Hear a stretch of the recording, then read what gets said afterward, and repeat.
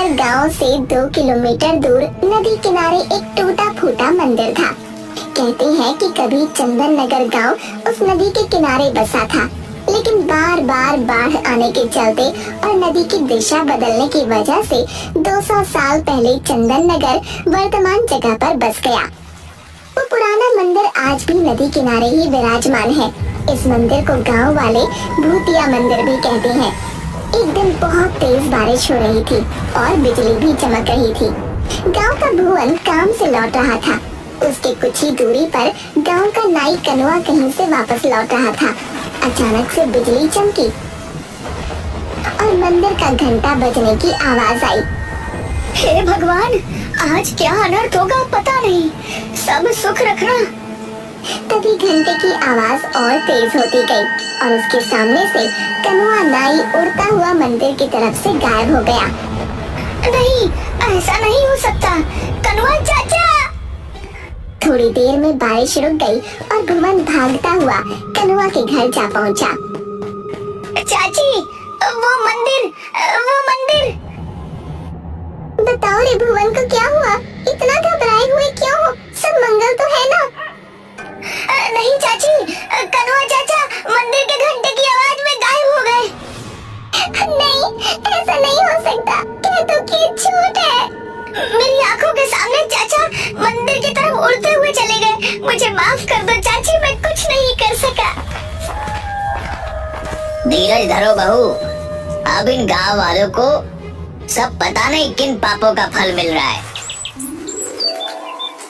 पिताजी, बहुत प्यास लगी है।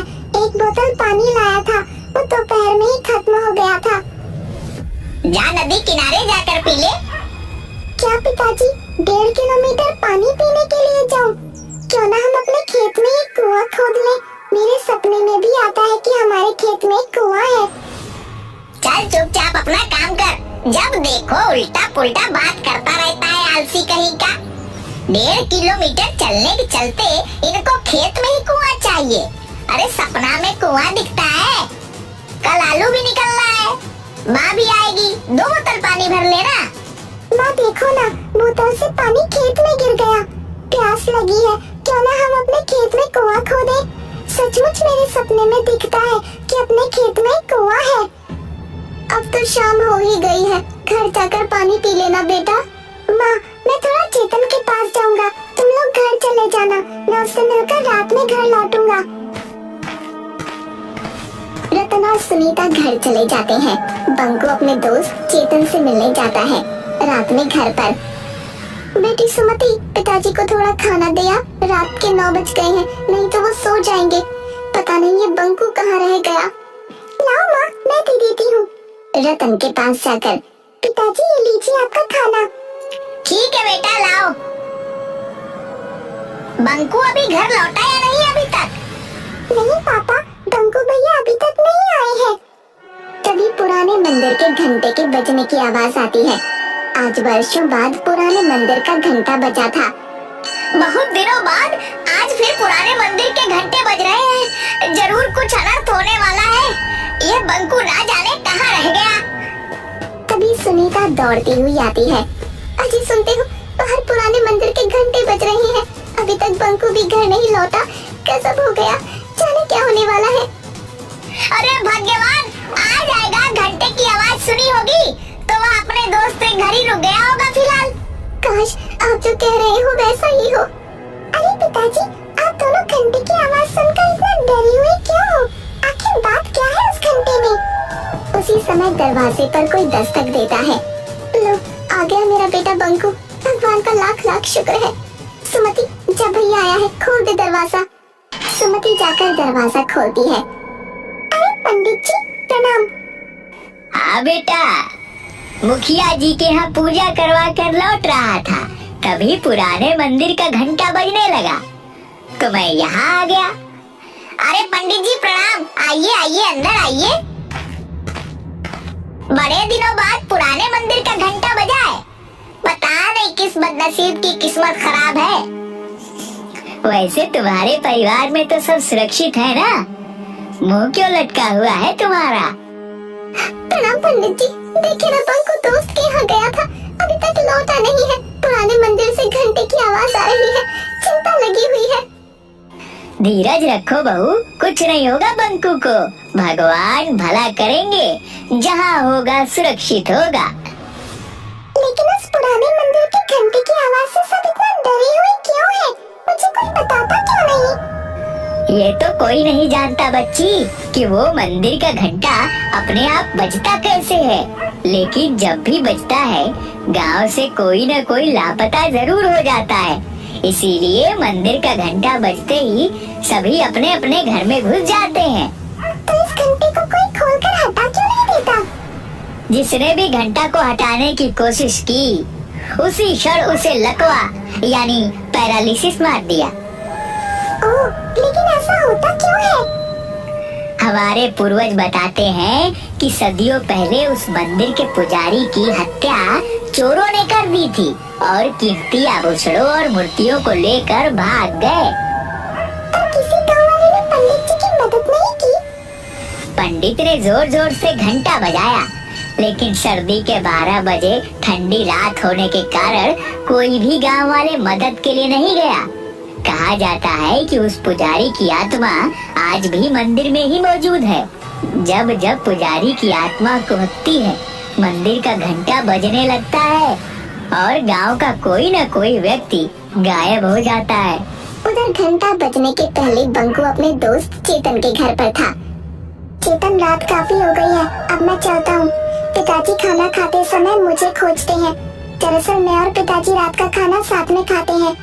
ठीक है यार, तुम्हारे साथ भी पता नहीं चला कि टाइम कैसे गुजर गया, इतनी रात हो गई। तभी मंदिर का घंटा बजने लगता है। अरे बंकू, थोड़ी देर रुक जा यार, पुराने मंदिर का घंटा बजने लगा, जरूर कुछ होने वाला है। नहीं यार, पहले ही काफी लेट हो चुका है, पिताजी मेरे बिना खाए सो जाएंगे। और वैसे भी मैं इस अंधविश्वास को नहीं मानता। ठीक है, चलता हूँ, 10 मिनट में घर पहुँच जाऊंगा।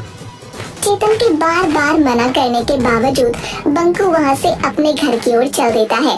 जैसे जैसे वह चलता जाता, उसके कानों में पुराने मंदिर के घंटे की आवाज तेज होती जाती।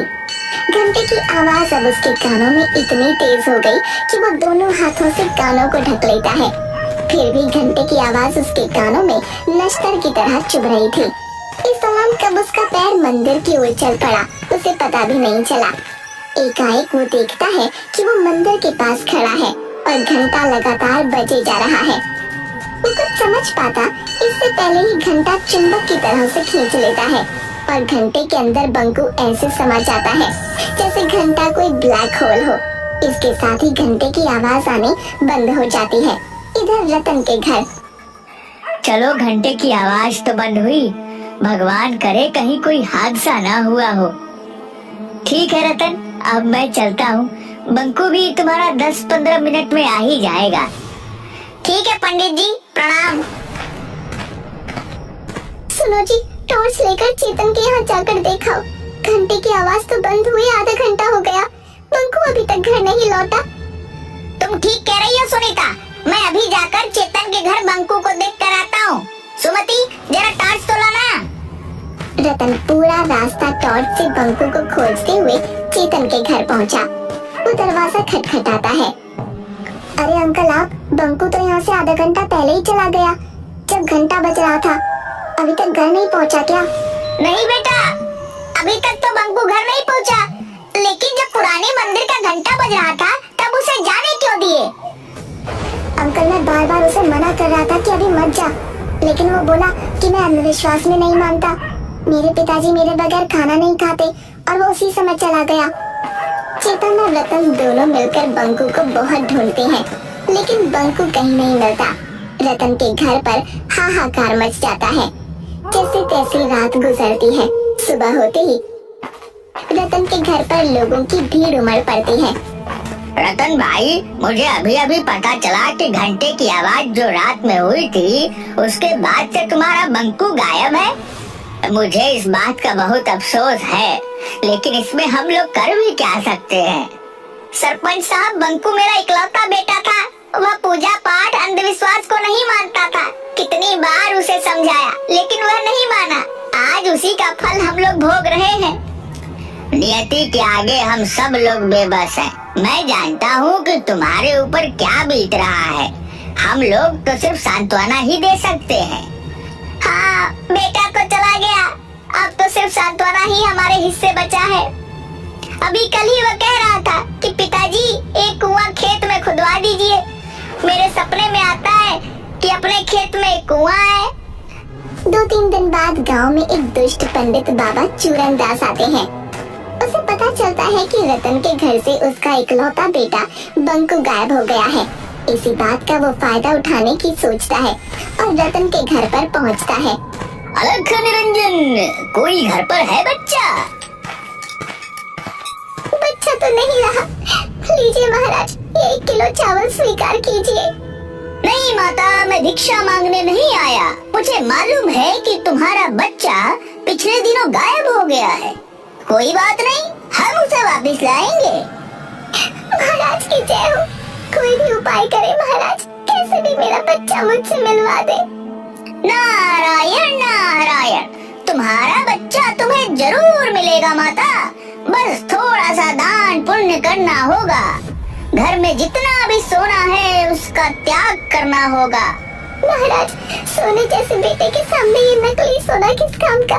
मैं भी आपको घर में रखा सारा सोना जेवर लाकर देती हूँ। सुनीता घर में रखा सारा सोने का गहना लाकर बाबा चूरन दास को दे देती है। ये लो बाबा, मेरे यहाँ जितने भी सोने के गहने थे वो सब मैं ले आई। रुको, एक कान में मेरी बाली भी ले लो। मुझे मेरे बेटे से मिलवा दो बाबा। अलख निरंजन, अब चलो, हमें पुरानी मंदिर चलना होगा। वहीं तुम्हारा बेटा तुमसे मिलेगा। बाबा चूरन दास सुनीता के परिवार को पुराने मंदिर की ओर ले चल पड़ते हैं। जल्दी ये बात पूरे गांव में फैल जाती है। बाबा चूरन दास बंकू को वापस लाएंगे। जिनके बच्चे या परिवार का कोई सदस्य अभी तक गायब हुए थे, सब अपने अपने घर के गहने लाकर बाबा चूरन दास के पास पहुंच जाते हैं। बाबा, ये लो मेरे घर के सारे गहने, हमारे बच्चे को वापस ले आओ। बाबा, मेरा भी चाचा को वापस ला दो। ये लो गहने, मेरे पिताजी को वापस ले आओ। ये लो गहने। जल्द ही बाबा के पास सोने के आभूषणों का अंबार लग जाता है। आप लोग शांति बनाए रखें, सभी को उसके परिजन मिल जाएंगे। अभी हम एक हवन करेंगे।